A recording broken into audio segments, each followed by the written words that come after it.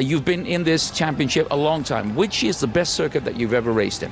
There is more than one. I think Mugello is crazy.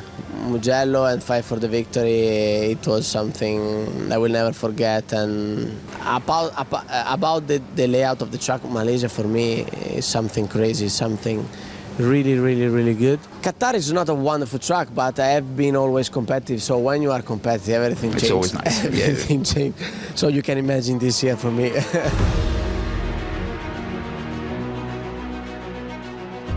You had a lot of teammates from 2008 in the World Championship, from Dani Pedrosa, Casey Stoner even, Nicky Hayden obviously, Valentino Rossi, Kel Crutchlow I think, if I'm correct, Andrea Iannone, to mention a few. Petrucci. Who was your best teammate? And I forget to mention Jorge Lorenzo, of course. Jorge Lorenzo.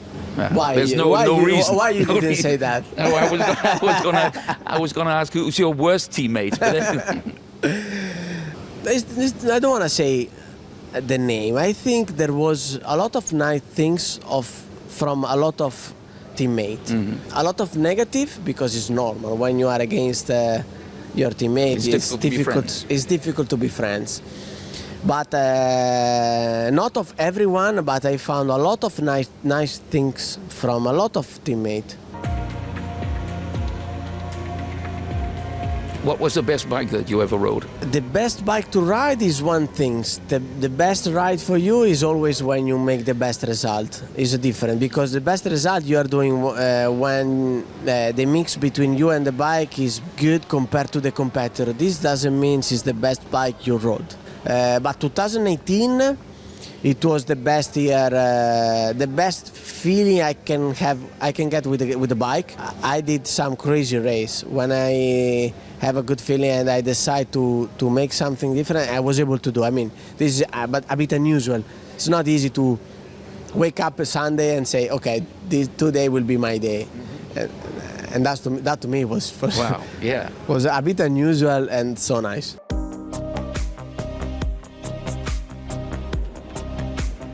Is it possible to say what your best race was? I have a few in my head. One more than everyone is difficult, but Misano, it was perfect race. Everything was perfect from me. Speed-wise, the overtaking in the right moment, push in the right moment, push the last two laps because I need it. I mean, perfect. But the victory in Silverstone in 2017 was crazy because I did everything perfect because I wasn't the fastest. And when you win and you're not the fastest, it means you did everything in a perfect way in the perfect moment. So you arrive on the limit, but you feel, okay, I did everything perfect and I did it. I'm thinking about Austria 2017, Motegi 2017. Motegi. In the rain. Motegi is the only race in my career when I watch again the race, I realize how fast we were, me and Mark, in that race. For us, it was normal to race on that level because there was a fight of the championship, but it wasn't normal. The consumption of the tire, we pushed from the beginning to the end, the fight in the last two laps. That, I think it was really, I think also for Mark, because Mark, I think my bike was better in that race. Would you say that he is your most respected opponent? I think what happened between me and Mark, it was a bit strange, because I think he always play a bit close to the limit, sometimes over the limit. But in the way I was fighting him, don't create the bad things. But I think it was just a consequence of my way to fight, because I decided to fight him in that way. Because every rider tried to be better. I mean, you break later, I break later. You are more aggressive, I'm more aggressive. And I think it was the worst things you can do with Mark. And knowing that, I didn't play in that way, in his way. Mm-hmm. And that worked. So it was also psychological? 90%, 95%. It was psychological. 95%.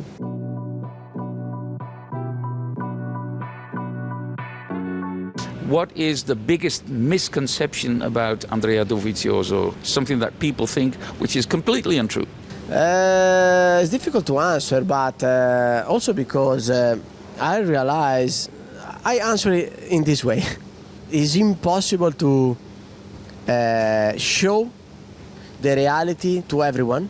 So at the end you realize why I have to fight and I have to use my energy to try to explain something they will never explain, they will never understand. So, in my opinion, it's not important to listen what the people think. Because they can't know on details the truth. They can understand something, but if you don't live the person, you can't know. In my opinion, it's important to be good with the people. I'm trying to be relaxed with the people. If you don't do something against me, I will never do something bad to you. Never. Maybe I'm too kind, for sure.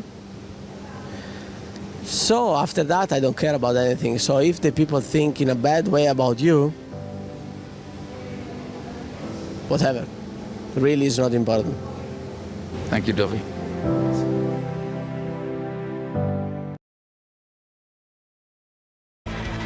Fabio, I think we have to say that we are in the presence of royalty because from the 14th of July you are, and I have to check, a Chevalier de la Légion d'Honneur. You are a Knight of Honor. And you're the first motorsport guy in France to have that honor. What does it mean to you?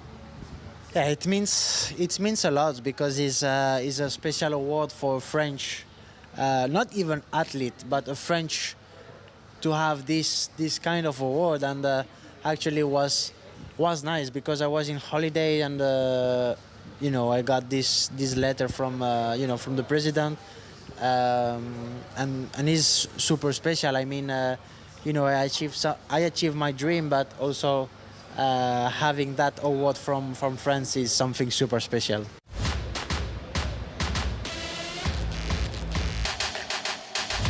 We think something is happening in the paddock as well. Up until last year, we saw a lot of people moving around Valentino Rossi's trucks. And it seems like people are gathering around your trucks as well. Have you noticed it yourself? Yes, to be honest, and especially here. I've noticed that there is many people in front of the hospitality, especially in front of the box. Many people supporting me. I think I have a personality that many people likes. So I think it's quite a fun thing, and I hope I can grow up race by race and year by year with more fun, and I hope I can make them happy and proud during a long time. But does it mean for you personally that people are looking up to you? You're a role model. Are you aware of that? Yes, I'm aware of that because I saw many young kids crazy when they see me, and for me, I see myself when I was 8 years old, 9, when I was actually waiting here during hours in front of the hospitality to see Vale, and of course I've not reached Vale's career, but I saw the kids that are really crazy when they see me. So I've always take time. Especially for kids, because I see myself back in the days, and I realize that I'm an example for many kids and for many people. If we look at your social media, if we look at the way that you dress, it's quite special.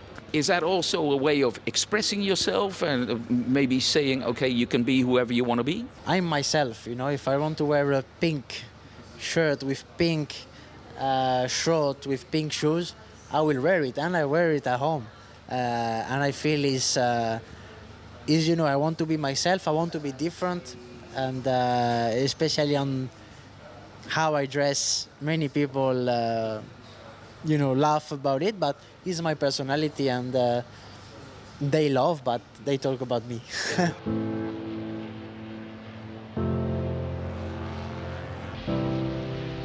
We have to talk about racing a little bit. In Assen, you were ready for a good race, but all sorts of things happened. And then after the race, everybody was surprised that you got the penalty. Can you say something about the penalty that you got? I think I've said enough, but for me, we need to find a balance between a racing incident with penalty or no penalty. I don't see myself really. I don't deserve this penalty, but I will not complain anymore. We spoke to Joan Mir and a couple of other riders, and they say, well, if things like this happen with a racing incident like yours was with Aleix, maybe you think about it during racing and you are more careful. Do you think it's going to affect your racing? Well, right now, no. But of course, if we need to think about overtaking and if you crash, you can have a penalty, I think is a total stupid situation for riders. Is exactly as a team boss just before or just before the race say, bring the bike in the garage. Is the worst thing he can say. It just means that don't crash so you cannot push yourself to the limit. So at the end is something that having this kind of penalty for the sport is the worst thing that they can do.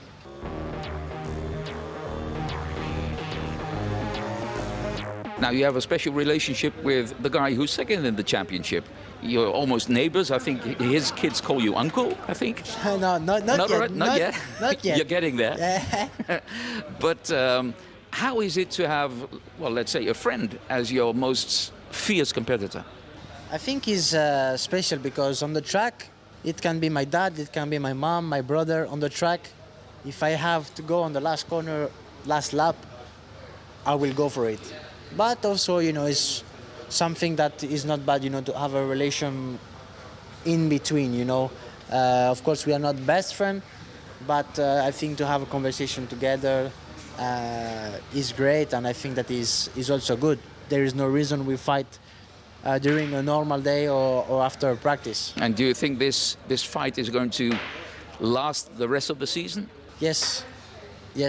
You hope so as well? I hope so, because I want to be also there, and I know he's fast, and I think that there is not only Aleix, but there is a few riders that can be out there also.